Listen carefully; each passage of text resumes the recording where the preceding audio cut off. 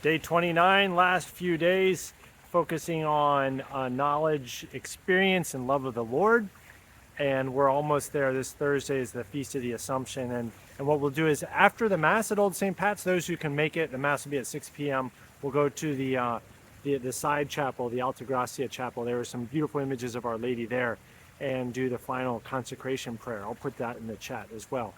But what I wanted to do is just focusing today on this knowledge and love of our Lord Jesus Christ. Just a little while ago, I was up in Cheshire, Connecticut, the Seminary for Legionaries of Christ, and we had some of the novices who just completed their 2-year novitiate make first vows, and then the rest of the brothers who were there were renewing their vows for a period of another 3 years. This is part of the ordinary process in religious life. But I also know that this last week in Manhattan at the cathedral, there were the Sisters of Life. There was 10 that made their perpetual vows. That's the final process in committing themselves for life in the mission with the Sisters for Life. And so anyways, what I saw and what I heard about from the Sisters of Life perpetual profession, and then also today with the brothers that were at the seminary on their way to the priesthood, but also in religious life, making their vows there, was absolute joy and peace, and they were giving themselves entirely to the Lord, 100%, nothing in reserve. When you walk into the seminary, the novitiate there, it's etched in stone right down the side of the entrance, right on the lintel. It says Christus Vita Vestra, which means it's a quote from St. Paul, Christ your life. And these men, and I know that the sisters as well, they're in their path to religious consecration, were just giving themselves and making their life for the Lord. They're making their life for Christ. And what they experienced was freedom, joy, peace, meaningfulness, deeper prayer, holiness, enthusiasm for their lives and everything that it was becoming. And there's a contradiction in there that you're all familiar with.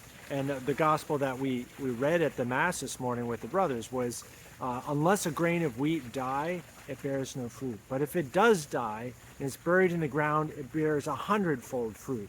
And as the wheat grows up and grows, it's a parable that you'll be very familiar with. And so there's a certain dying of like letting go and saying, okay, my life isn't going to be mine anymore. I'm giving it to the Lord. I'm giving it to our Lord Jesus Christ.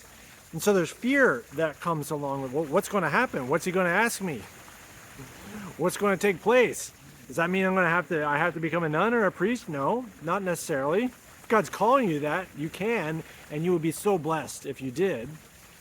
But when we give ourselves to the Lord day by day, daily, and maybe in particular ways, like what we're going to be doing on the 15th, there is a freedom of, yes, there's a fear of like, what might he ask me? But the only thing he ever takes away is pride, our egoism, our foolishness. He takes away vanity and these false presumptions and sensuality. And he just peels back these layers of shell, of facade, of everything that we try to keep up in order to protect ourselves.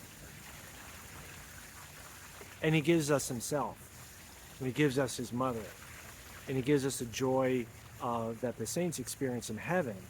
And that's what he's looking to be giving to all of us. He himself is a model for that in the Eucharist, as we've been talking about here. A total gift to be ground up, pulverized wheat that's pulverized, baked at high temperature, and be consumed by others. He invites us to do the same and be that same for others. And so that's something to be thinking a lot about. But what's the fruit?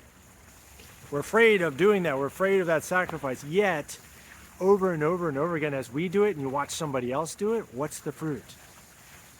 It's only goodness. He only takes away that which makes life worse.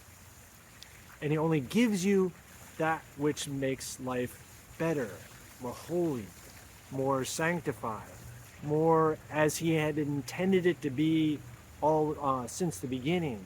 as he had wanted it to be for Adam and Eve, as he made it for the Blessed Virgin Mary, even despite the fact that she had so much to suffer. So I just encourage you to keep focusing on it. Focus on the Lord. What is he asking of you? Maybe there's a resolution that you can attach to this this consecration or these last final days. Some way of finishing strong. Some extra sacrifice or peeling back of some layer of superficiality, some layer of something that's just getting in the way in your life. Something that's getting muck in there in your ears, in your eyes, in your heart, in your mind. Something that you can peel back there. So I'd encourage you to do that, and looking forward to tomorrow, the day of the Lord, celebrating the resurrection, and as well more about the Eucharist in John chapter 6, and then we'll be from there straight towards the Feast of the Assumption. God bless you.